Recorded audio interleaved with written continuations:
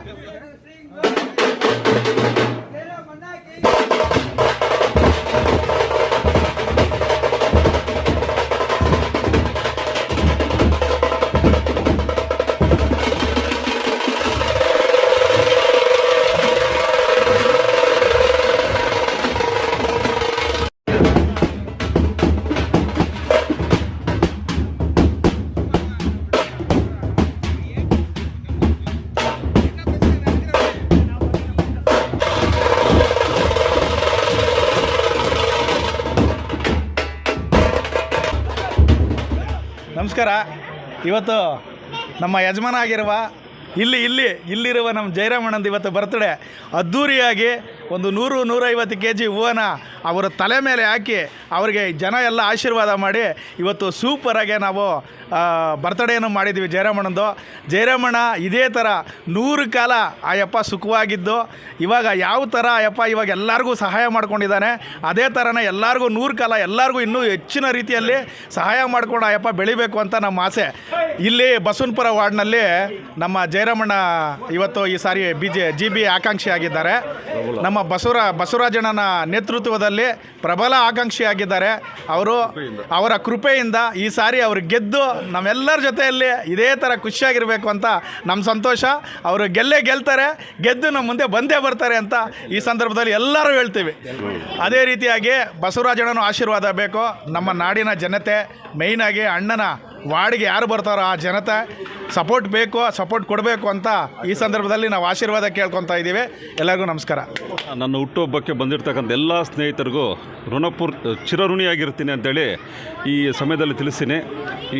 ಈ ಒಂದು ಹುಟ್ಟುಹಬ್ಬವನ್ನು ಅವರ ಹುಟ್ಟುಹಬ್ಬ ಅಂತ ತಿಳಿದು ತುಂಬ ಸಂಭ್ರಮದಿಂದ ನಿನ್ನೆ ನೈಟಿಂದನೂ ಈಗಿನವರೆಗೂ ಹುಡುಗರು ಒಂದು ಹಬ್ಬದ ಥರ ಒಂದು ಆಚರಣೆ ಮಾಡಿದ್ದಾರೆ. ಅವ್ರಿಗೆ ಚಿರಕಾಲ ಋಣಿಯಾಗಿರ್ತೀನಿ ಅಂತ ತಿಳಿಸ್ತಾ ನನ್ನ 2 ಮಾತು ಮಾಡ್ತಾಯಿದ್ದೀನಿ. ಬಾಲ್ಯದ ದಿನಗಳಲ್ಲಿ ಎಲ್ಲಿ ಬರ್ತ್ಡೇ ಮಾಡ್ಕೊಳ್ಳೋಕ್ಕೂ ಒಂದು ಇದಿರಲಿಲ್ಲ. ಈಗೆಲ್ಲ ಸ್ನೇಹಿತರು ಸೇರಿ ಈಗ ಬರ್ತ್ಡೇ ಮಾಡ್ತಾ ಇದ್ದಾರೆ. ಅದೇ ಒಂದು ಖುಷಿ. ಈ ಪ್ರೀತಿಯ ಅಭಿಮಾನಕ್ಕೆ ಈ ನನ್ನ ಎಲ್ಲ ಸ್ನೇಹಿತರಿಗೆ ಈ ಅಭಿಮಾನಕ್ಕೆ ಯಾವಾಗಲೂ ಚಿರಋಣಿಯಾಗಿರುತ್ತೆ.